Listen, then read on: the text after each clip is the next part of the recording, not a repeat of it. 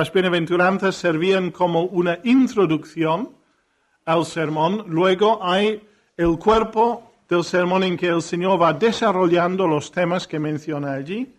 Y llegamos al final y estos últimos versículos constituyen una conclusión que nos presenta con un desafío tremendamente nítido, claro, impactante para nuestras vidas.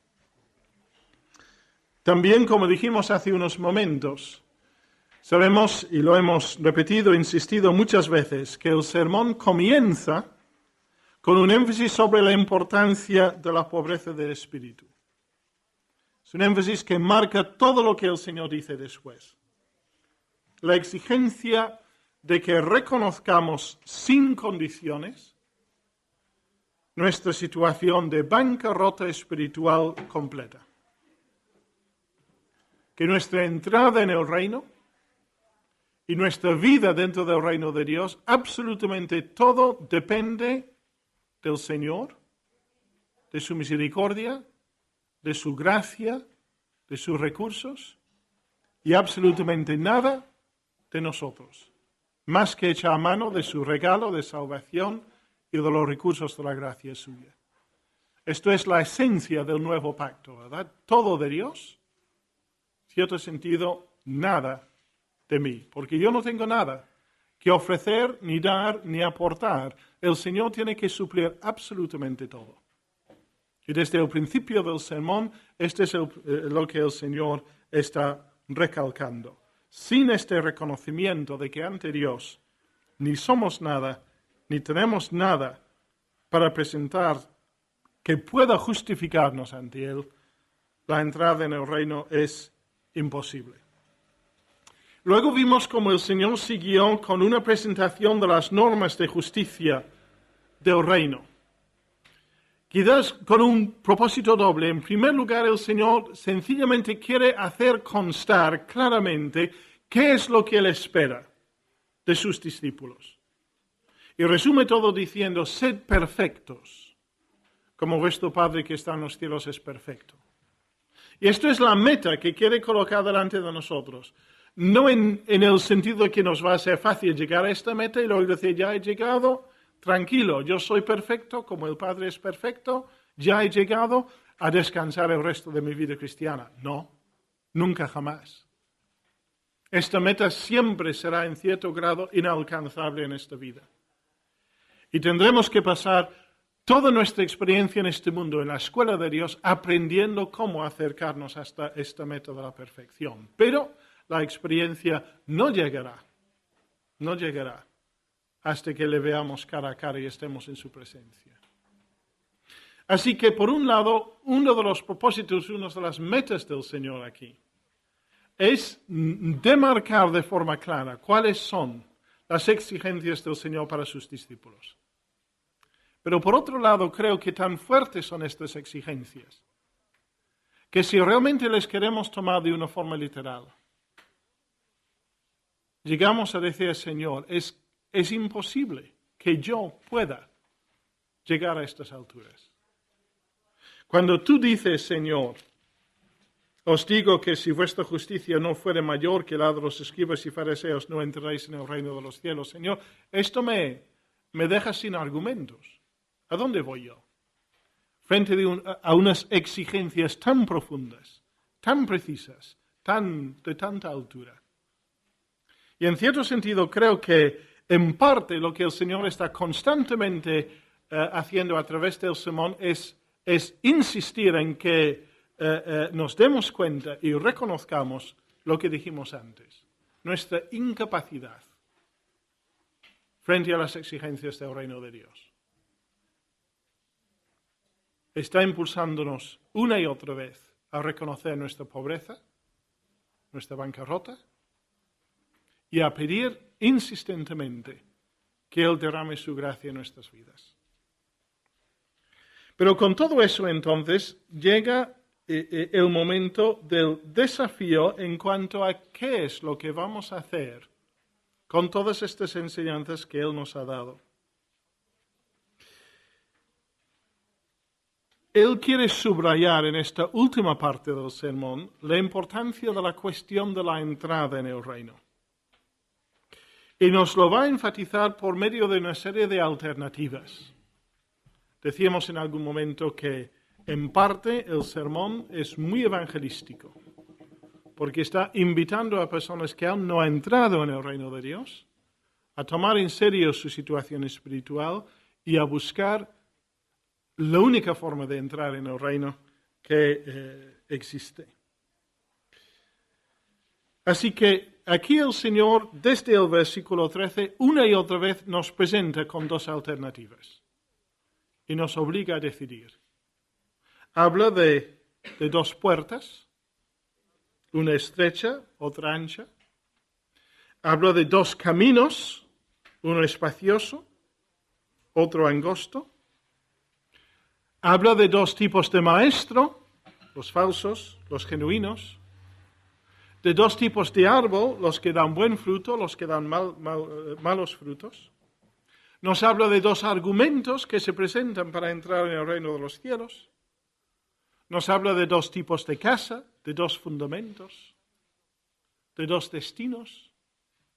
Constantemente una alternativa o la otra.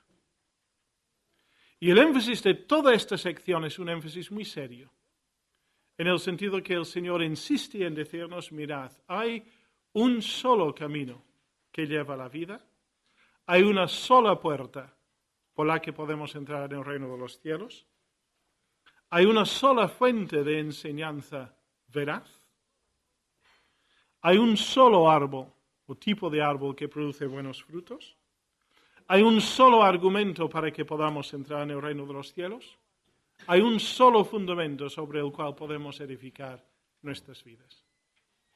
Y tendréis que elegir entre vida o muerte, entre salvación o perdición, etcétera, etcétera. Vamos a ir viendo estas alternativas que él presenta. En el bosquejo veréis que tenemos 4 puntos principales aquí. En primer lugar, versículos 13 y 14, una elección ineludible. Entrar por la puerta estrecha, porque ancha es la puerta y espacioso el camino que lleva a la perdición, y muchos son los que entran por ella. Porque estrecha es la puerta y angosto el camino que lleva a la vida, y pocos son los que la hallan. 2 caminos. El primero es un camino cómodo,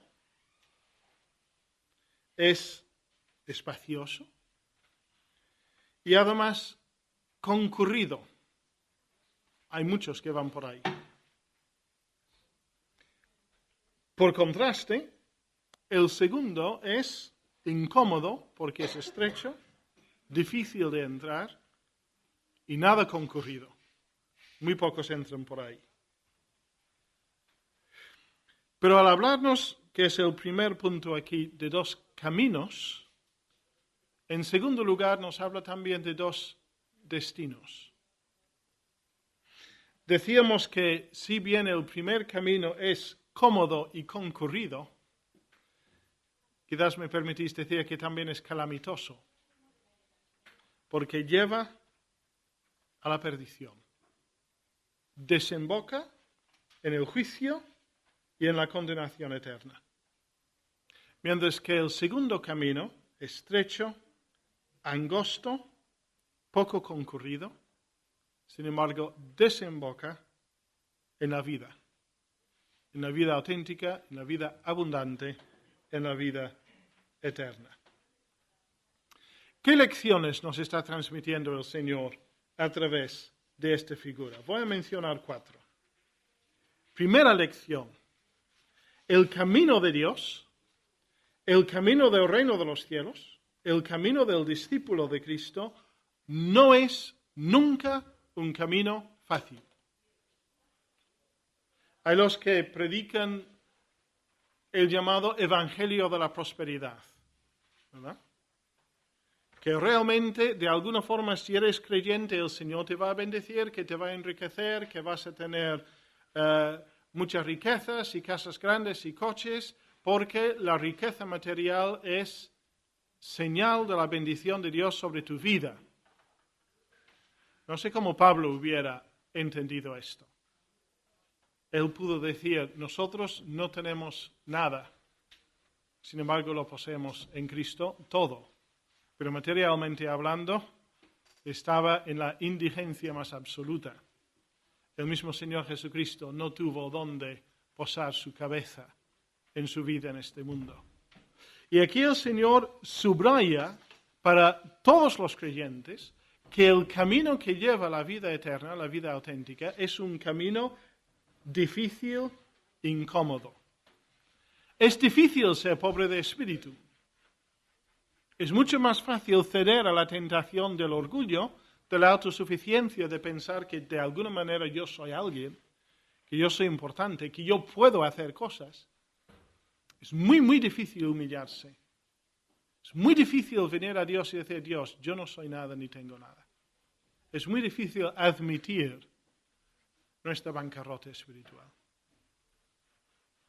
Es difícil practicar la oración. ¿No es así? Hablamos en la última clase de esta insistencia del Señor. Pedid y se os dará, buscad y hallaréis, llamad y se os abrirá. Y hablé en tono crítico de la falta de un espíritu de oración en nuestras iglesias y en nuestras vidas. Yo soy el primero en lamentar el triste estado de mi vida de oración. Cuán difícil es encontrar tiempo, apartar tiempo para estar a solas con el Señor. Cuán difícil es convertir la oración en una prioridad en nuestras vidas. Qué fácil es dedicar tiempo a hacer otras cosas o malgastar el tiempo sencillamente en cosas que no tienen ningún valor, aunque no sean necesariamente malas, pero que no sirven para nada. Qué fácil es, qué difícil es administrar correctamente el tiempo. Qué fácil es en una iglesia local ser cómodo. Venir, sentarnos en el banco, escuchar, al final del culto, pues marcharnos y dejar que otros trabajen. Qué difícil es a veces trabajar y servir. Y recibir a veces patacazos de los demás porque al intentar trabajar no lo has hecho muy bien. Y afloran las críticas. Qué difícil es servir y trabajar. Qué fácil es no hacer nada. Y así sucesivamente, ¿no? El camino del Señor, el camino del reino de los cielos, el camino del servicio, de la consagración, es un camino difícil. Experimentar la transformación de nuestros valores, de nuestros hábitos egoístas, no es cómodo. Llegar a practicar la justicia del reino, porque por naturaleza somos egoístas. Por naturaleza tenemos vidas muy egocéntricas y cuesta cambiar las pautas y los hábitos de nuestra vida. Todo eso solo puede producirlo la gracia de Dios. No hay ningún lugar para la autosuficiencia. El camino es estrecho, la puerta es angosta para entrar. Segunda lección, este camino de Dios, que es un camino difícil, en segundo lugar, no es el camino de la mayoría. La mayoría siempre entrarán por la puerta ancha e irán por el camino espacioso. Para ponerlo de otra forma, el que quiere entrar en el reino de Dios se encontrará siempre yendo contracorriente. Una y otra vez en la vida cristiana experimentamos esto, ¿verdad? Que si quieres ser un creyente consecuente tienes que ir en contra de todo lo que dicen los demás. A veces quedarte en ridículo delante del mundo, porque el mundo no entiende tu forma de vivir, tu estilo de vida, tus valores, tus prioridades. Incluso a veces en la iglesia local, si quieres ser un creyente consecuente, te encontrarás yendo contracorriente. Porque incluso hay muchos de tus hermanos quizás que están siendo arrastrados por los modelos y los comportamientos y las pautas y los valores del mundo. El camino de Dios no es el camino de la mayoría. Y a veces nos encontraremos muy solos en nuestro deseo de vivir una vida cristiana consecuente conforme a la voluntad de Dios y las normas del reino. Quizás es el espíritu de Josué al final de su vida, ¿no? En aquel último discurso que dirigió al pueblo de Israel. Quizás tantas veces los grandes hombres de Dios en el Antiguo Testamento sentían la soledad de Elías. Señor, solo yo he quedado. Y Josué tiene que decir al pueblo de Israel, ahora pues temed a Jehová y servidle con integridad y en verdad, y quitad de entre vosotros los dioses a los cuales sirvieron vuestros padres al otro lado del río y en Egipto, y servid a Jehová. Y si mal os parece servir a Jehová, pues que hagáis lo que os dé la gana. Escogeos hoy a quien sirváis.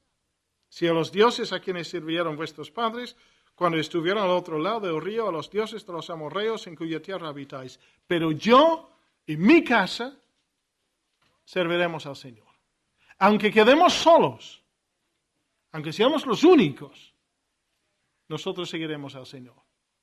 Así que vosotros podéis escoger lo que vais a hacer. El camino de Dios, del creyente, del discípulo auténtico, muchas veces es un camino solitario. En tercer lugar, el camino de Dios tiene un destino eterno en su desembocadura, en su final, como también lo tiene el otro camino. Pero mientras el camino ancho desemboca en la destrucción, en la perdición, el camino estrecho desemboca en la vida. Si realmente lo que nos preocupa no es el presente, sino el futuro eterno, estaremos dispuestos a entrar por la puerta estrecha y seguir el camino angosto, cueste lo que cueste, porque sabremos que este es el único camino que desemboca en la vida eterna. Y eso es la cuarta lección, que no hay más que dos caminos. En el mundo, en el día de hoy, la tendencia es decir que hay muchos caminos y al final todos los caminos llevan a Dios. No importa si eres católico, o evangélico, o musulmán, o budista, si eres un ateo, incluso bien intencionado, un agnóstico, no importa, todos los caminos al final llevan a Dios, y puesto que Dios es amor, Dios nos va a recibir a todos, no va a excluir a nadie. La Biblia dice que no. Que aunque se pueden disfrazar, básicamente solamente hay dos caminos. El camino ancho y el camino estrecho. Solamente el camino estrecho nos dirige a la vida eterna. Cualquier otro camino aparente es sencillamente un ramal del camino ancho que va a la destrucción. El Señor Jesús dijo, ¿os acordáis? Yo soy el camino, la verdad y la vida. Nadie viene al Padre sino por mí. No hay otro camino a la presencia del Padre que no sea el Señor Jesucristo. Y Juan, el apóstol Juan, al final de su carta, dice algo muy semejante. Juan 5, versículos 11 y 12. Este es el testimonio, dice, que Dios nos ha dado vida eterna. Ese es el precioso regalo que Dios quiere dar a los hombres, que estamos muertos en delitos y pecados. Dios nos ha dado vida eterna. ¿Dónde encontrar esta vida eterna? Esta vida está en su Hijo. Y añado yo, no está en ningún otro lugar en todo el universo. Puedes ir por donde quieras en toda la creación, en todo el universo. No encontrarás la vida eterna en ningún otro sitio que no sea en Jesucristo. Este es el testimonio que Dios nos ha dado vida eterna y esta vida está en su Hijo. El que tiene al Hijo tiene la vida. El que no tiene al Hijo de Dios no tiene la vida. Es tan sencillo como esto. 1 Juan 5, 11 y 12. Perdona. 1 Juan 5, 11 y 12. Este es un texto que debemos tener en cuenta, ¿no? Sobre todo cara a lo que decía antes, del espíritu de tolerancia que domina en nuestra sociedad, donde cada uno puede tener su opinión, pero estamos llamados a tolerar y a respetar la opinión de los demás, y no puedes ser intolerante, no puedes insistir que hay un solo camino. Allí, de nuevo, nos encontraremos yendo siempre contracorriente, porque si hemos de ser bíblicos, hemos de defender la verdad de que hay un solo camino. Y hay una sola fuente de vida eterna. Y hay un solo nombre que ha sido dado a los hombres bajo los cielos, en la cual podemos ser salvos. Y es el nombre del Señor Jesucristo. Y no hay vida eterna y no hay salvación fuera de Él. Dos caminos, entonces. Uno que lleva a la perdición y otro a la vida eterna. Una elección ineludible, entonces. Estamos todos obligados a escoger entre estos dos caminos. Pero el Señor quiere que hagamos esta elección con pleno conocimiento de causa, sabiendo cómo es cada camino y a dónde lleva, dónde desemboca. Dime. El versículo que hay en el capítulo 10 de Mateo, que está en el mismo contexto, en Mateo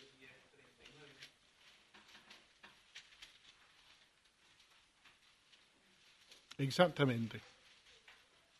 Es el mismo principio, ¿no? También me parece que viene algo muy semejante en Mateo 16, versículo 24. Entonces Jesús dijo a sus discípulos, si alguno quiere venir en pos de mí, niéguese a sí mismo, tome su cruz y sígame, porque todo el que quiera salvar su vida la perderá. Y todo el que pierda su vida por causa de mí la hallará. Es decir, al entrar por el camino ancho, es como decir que queremos salvar nuestra vida, queremos preservar nuestra vida y disfrutarlo plenamente, pero al final la perderemos, porque vamos hacia la destrucción. El que está dispuesto a perder su vida entrando por el camino estrecho, diciendo, Señor, mi vida ya no es mía, es tuya, te lo entrego. Todo tuyo, ya no me queda nada. Este al final encontrará que el camino desemboca en la vida eterna y encontrará y salvará su vida. Así que sí, esta frase paradójica del Señor Jesucristo encaja plenamente en esta enseñanza, ¿no? El camino estrecho puede implicar mucho sacrificio, mucha tribulación, mucha soledad, mucho sufrimiento, pero desemboca en la vida eterna, la vida auténtica. Sigamos. En segundo lugar, un énfasis insistente, versículos 15 a 20 de Mateo 7. Guardaos, dice el Señor, de los falsos profetas que vienen a vosotros con vestidos de ovejas, pero por dentro son lobos rapaces. Primer subpunto, el peligro de los falsos profetas. De la misma manera que hay dos caminos, dice Jesús, hay también dos tipos de árbol, el bueno que da buenos frutos y el malo que da malos frutos. Y hay dos tipos de enseñador, por lo tanto. Enseñadores genuinos, el prototipo siendo el mismo Señor Jesucristo, y enseñadores falsos, los falsos profetas, que nos darán una guía totalmente errónea. Es de suma importancia que entremos por el camino correcto, acabamos de ver, ¿no? Que a la hora de elegir entre los dos caminos, sepamos claramente cuál es el camino correcto que debemos coger.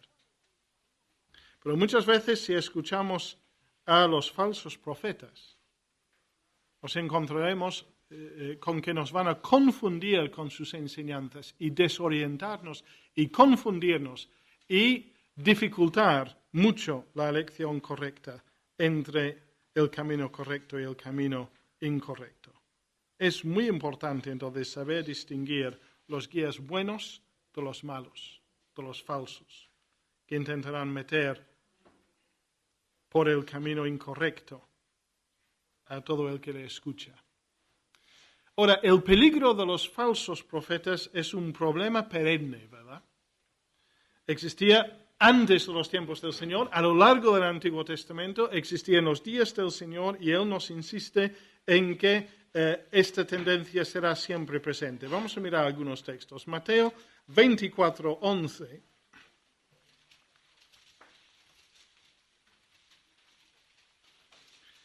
Mateo 24:11, en el contexto del sermón escatológico del Señor. Dice, y muchos falsos profetas se levantarán y engañarán a muchos.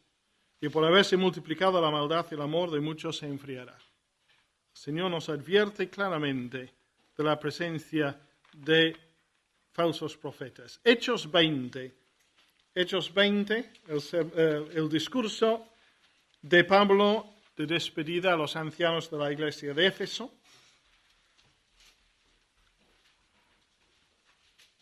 Versículo 27, vamos a empezar. Hechos 20, 27. Porque no he rehuido anunciaros todo el consejo de Dios. Por tanto, mirad por vosotros y por todo el rebaño en que el Espíritu Santo os ha puesto por obispos para apacentar la iglesia del Señor, la cual Él ganó por su propia sangre, porque yo sé que después de mi partida entrarán en medio de vosotros lobos rapaces, que no perdonarán al rebaño. Y de vosotros mismos se levantarán hombres que hablen cosas perversas para arrastrar tras sí a los discípulos. Por tanto, velad, acordándoos que por 3 años, de noche y de día, no he cesado de amonestar con lágrimas a cada uno. Pablo dice a los ancianos en Éfeso, os vendrán lobos rapaces, falsos maestros. 1 Juan, capítulo 4.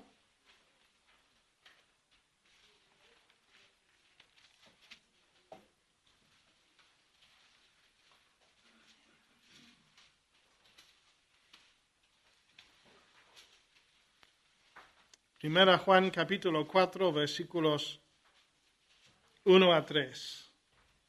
Amados, no creáis a todo espíritu. Está hablando del espíritu que habla por medio del maestro, por medio del profeta. No creáis a todo espíritu, sino probad los espíritus si son de Dios. Porque muchos falsos profetas han salido por el mundo. ¿Cómo probar los espíritus? ¿Cómo saber si un profeta es genuino o falso? Versículo 2. En esto conoced el Espíritu de Dios. Todo espíritu que confiese que Jesucristo ha venido en carne es de Dios. Y todo espíritu que no confiese que Jesucristo ha venido en carne no es de Dios. Y este es el espíritu del anticristo, el cual vosotros habéis oído que viene y que ahora ya está en el mundo. La prueba de cristología. Si la doctrina en torno al Señor Jesucristo, en torno a su persona, en torno a su obra en la cruz, si la doctrina acerca del Señor Jesucristo como Dios verdadero y hombre perfecto, como Salvador personal y como Señor, como medio de propiciación y de expiación por medio de su muerte en la cruz, si esta doctrina bíblica no está presente, ojo, si alguien predica una doctrina en torno a la persona y la obra del Señor Jesucristo que no está conforme con la palabra de Dios, esto es la señal más clara de un falso profeta. Y podríamos aplicar esto a muchas de las sectas que son tan frecuentes en el día de hoy, ¿verdad? Bueno, eso nos lleva un poco al segundo punto aquí. Hemos hablado del versículo 15, subpunto 1, del peligro de los falsos profetas. En segundo lugar, subpunto 2, la prueba de los falsos profetas. ¿Qué prueba podemos aplicar para distinguir? Acabamos de hablar de uno en 1 Juan 4. ¿Cuál es la prueba que nos da el Señor Jesucristo aquí? Versículo 16. Por sus frutos los conoceréis. ¿Acaso se recogen uvas de los espinos o higos de los abrojos? Así que todo buen árbol da buenos frutos, pero el árbol malo da frutos malos. No puede el buen árbol dar malos frutos, ni el árbol malo dar frutos buenos. Todo árbol que no da buen fruto es cortado y echado en el fuego, así que por sus frutos los conoceréis. ¿Cómo distinguir a estos falsos profetas? 2 cosas. Primero, no predican el camino estrecho. No predican el camino estrecho.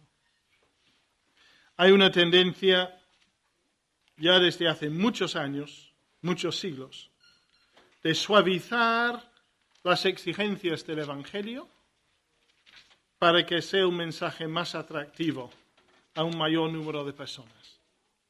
Cuando se rebaja la predicación de la cruz, cuando se agua el mensaje del Evangelio, Cuando dejamos de hablar del pecado, del infierno, del arrepentimiento, del costo de ser un discípulo del Señor Jesucristo. Cuando predicamos de tal forma que casi parece que estamos haciéndole un favor a Dios, si le permitimos entrar en nuestras vidas, ojo, porque estamos desviándonos del Evangelio bíblico. Jeremías dice lo siguiente, a ver si encuentro el texto, es Jeremías 6, versículos 13 a 15. Jeremías 6, 13 a 15. Dice, hablando de los falsos profetas, desde el más chico de ellos hasta el más grande, cada uno sigue la avaricia. Desde el profeta hasta el sacerdote, todos son engañadores y curan la herida de mi pueblo con liviandad, diciendo paz, paz, y no hay paz. ¿Se han avergonzado de haber hecho abominación? Ciertamente no se han avergonzado, ni aun saben tener vergüenza. Por tanto, caerán entre los que caigan. Cuando los castigue, caerán, dice Jehová. El Señor no está dispuesto a perdonar a los que dejan de predicar el camino angosto y suavizan el Evangelio para hacerlo más aceptable a la gente en general. ¿Cómo distinguir a estos hombres entonces? Primero, porque no predican el camino estrecho. Segundo, porque no producen buenos frutos. El resultado de su labor será evidente. Un impacto espiritualmente negativo sobre la Iglesia. Una enseñanza errónea que desemboca en una desobediencia evidente, patente.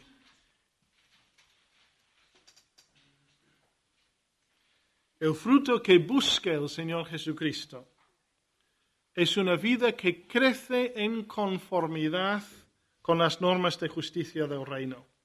Humildad, pureza, empeño en la oración, obediencia, veracidad, amor, lealtad, generosidad, sinceridad. A la luz de lo que hemos escuchado, estos son los frutos que el Señor busca. Y cuando la enseñanza no produce estos frutos, sino otros muy diferentes, es una señal de que no estamos escuchando un profeta auténtico del Señor, sino un falso profeta.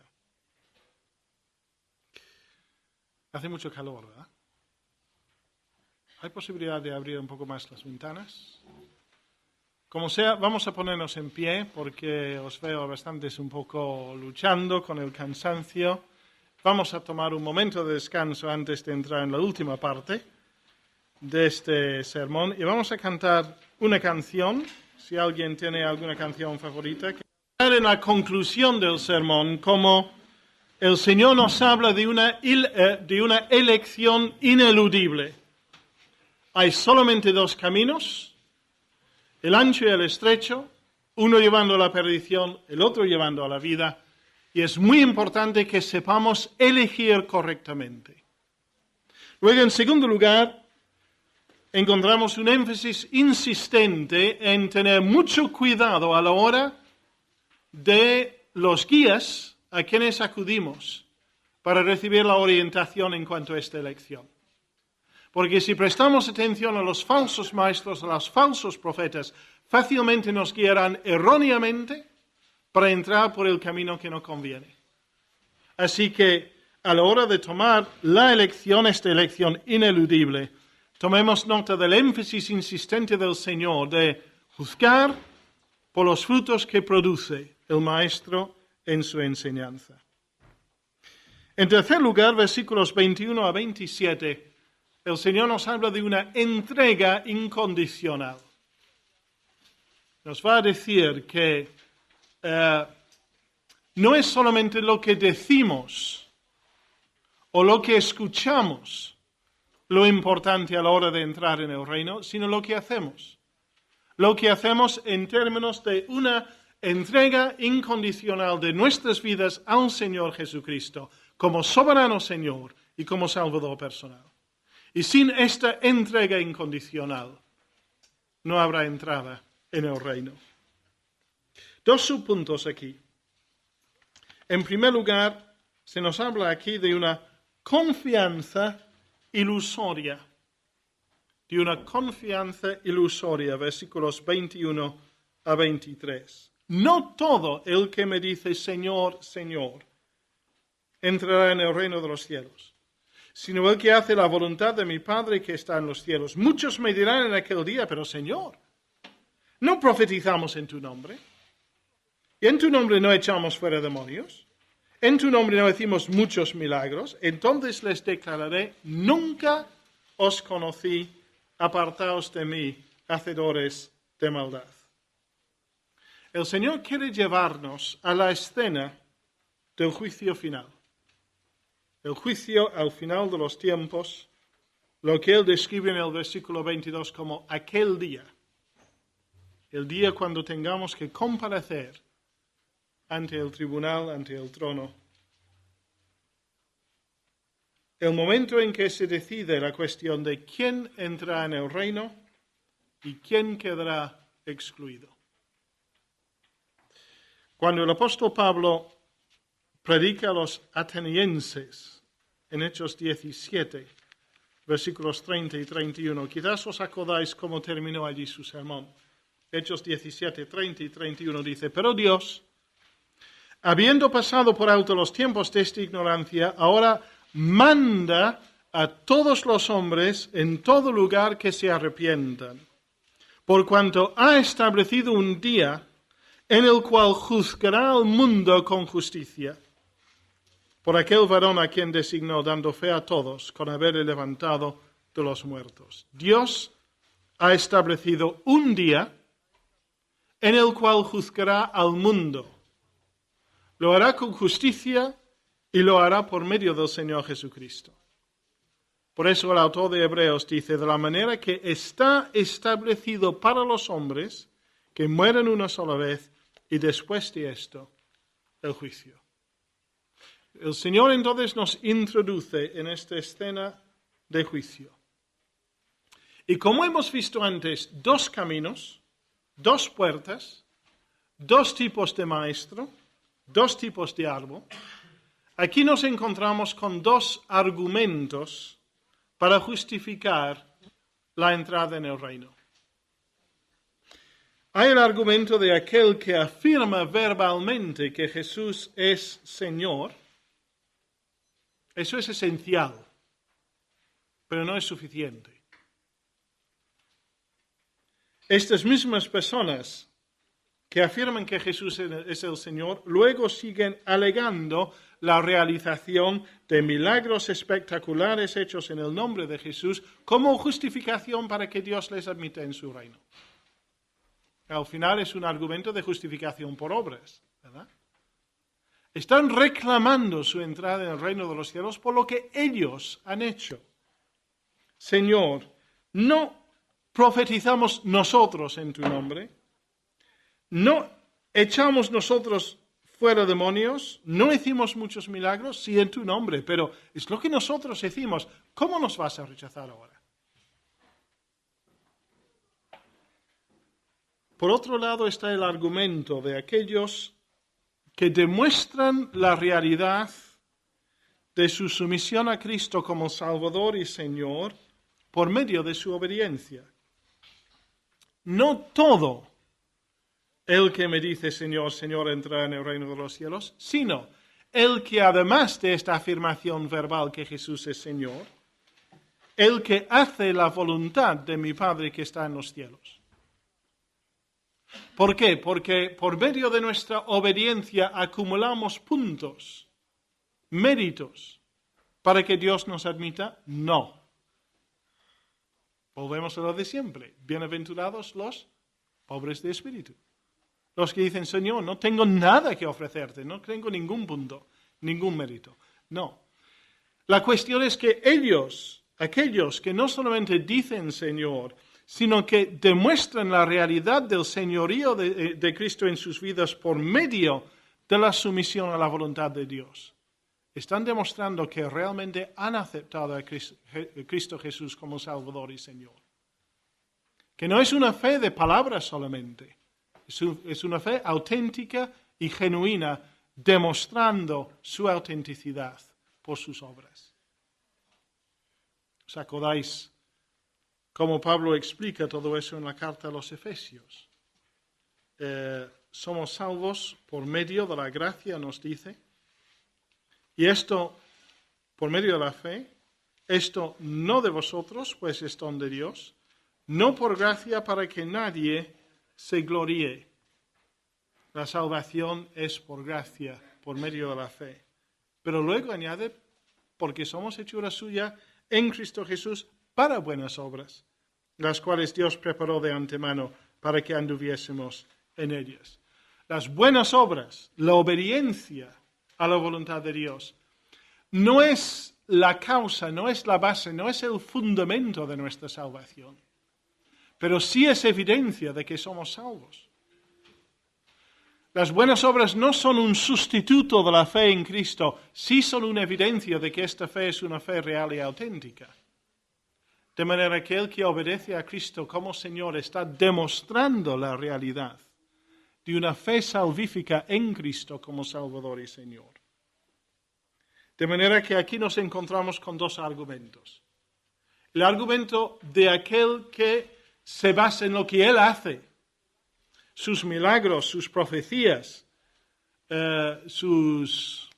¿conoces la palabra cuando echas fuera un demonio? Sus exorcismos, para insistir que Jesús tiene que dejarle entrar en el cielo. Eso por un lado.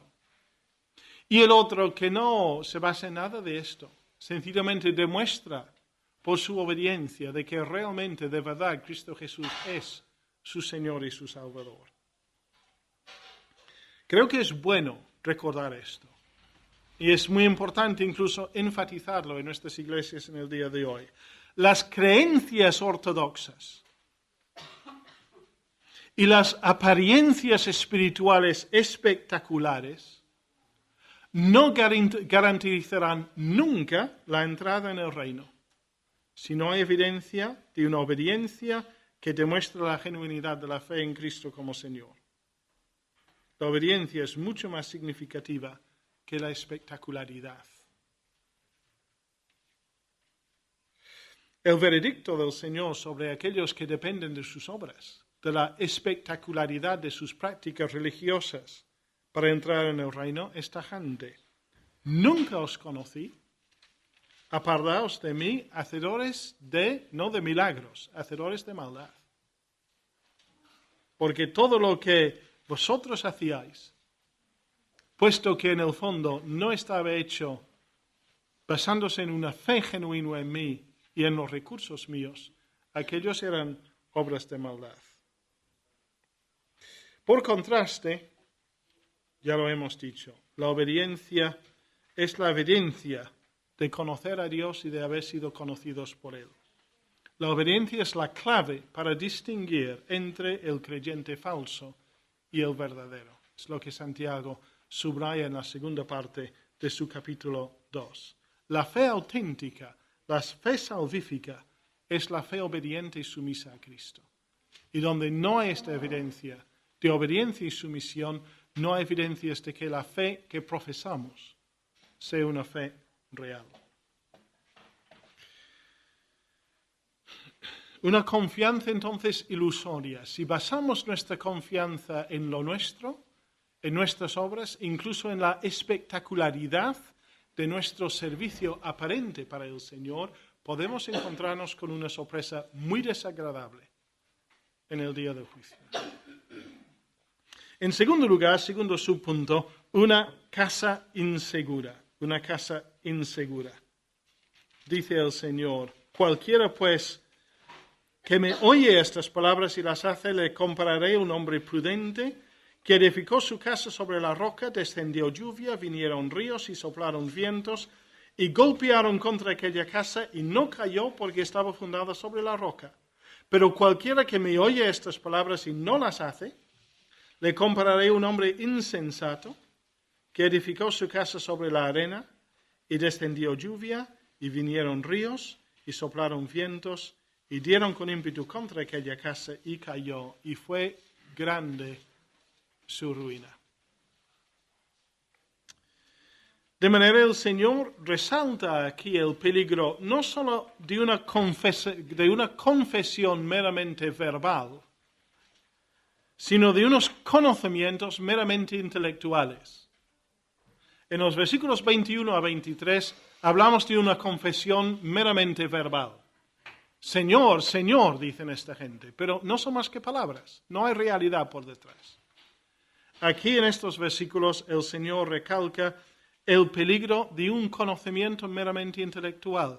Hemos acumulado muchos conocimientos acerca de Cristo y sus enseñanzas, pero si no pasan de nuestra mente, si no cambian nuestras vidas, también son absolutamente inútiles. En los versículos 21 a 23, el contraste ha sido entre el decir y el hacer. En los versículos 24 a 27, el contraste está entre el oír y el hacer. ¿Quién puede tener la plena seguridad de ser salvo? De poder entrar en el reino de los cielos. La respuesta de Jesús es que es todo aquel que no solo oye la palabra de Cristo, sino que la hace.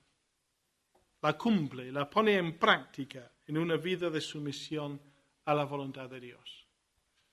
Aquel que oye lo que Cristo dice sobre la pobreza de espíritu, sobre la santidad, sobre la necesidad de fundar nuestras vidas sobre la roca que es la persona de Cristo Jesús y su palabra.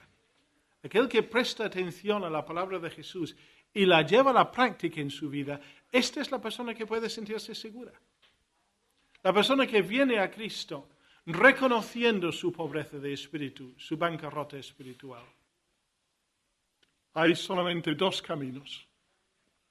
Uno termina en la perdición, el otro termina en la vida, en el reino de Dios. Hay solamente dos fundamentos. Uno implica la plena seguridad de la vida eterna. El otro nos llevará a la ruina eterna. El primer camino es inseparable de la obediencia a Jesús, de la conformidad práctica con sus enseñanzas. El segundo camino es el camino de la espalda al Señor. Una y otra vez entonces en este último pasaje el Señor nos desafía y creo que es un desafío que nos viene muy bien ahora. Hemos estado en un campamento, vosotros habéis estado la mayoría en un campamento de estudio bíblico intensivo durante 2 semanas. Hemos estudiado en cierta profundidad, podríamos decir mucho más, el Sermón del Monte. Habéis escuchado muy claramente enseñadas doctrinas como la doctrina del Espíritu Santo, de la Iglesia. Creo que habéis estudiado también la carta a los Efesios. Un tremendo caudal de conocimiento bíblico que el Señor ha puesto a nuestra disposición en estos días. Hemos podido acumular muchos conocimientos, quizás mucho que ya conocíamos, y probablemente hemos añadido aún bastantes cosas por encima de esto también. ¿Va a quedar en esto solamente? ¿Conocimientos teóricos? De los que oyen la palabra del Señor pero no la hacen? ¿O vamos a recoger el desafío, el reto que nos plantea el Señor en este pasaje? A llevar a la práctica todo lo que hemos escuchado, a tener como meta la obediencia al Señor Jesucristo. El tomar en serio la vivencia de la ética del reino de Dios. Aunque implique ir contracorriente, aunque implique recibir burlas de otras personas, y quizás a veces no solamente personas no creyentes, sino que a veces hermanos nuestros en la fe. ¿Estamos dispuestos realmente a buscar una vida cristiana seria, consecuente, comprometida con el Señor, avanzando en santidad, buscando la meta de la perfección, clamando al Señor cada día para los recursos de su gracia para seguir adelante? Una vida totalmente entregada al Señor.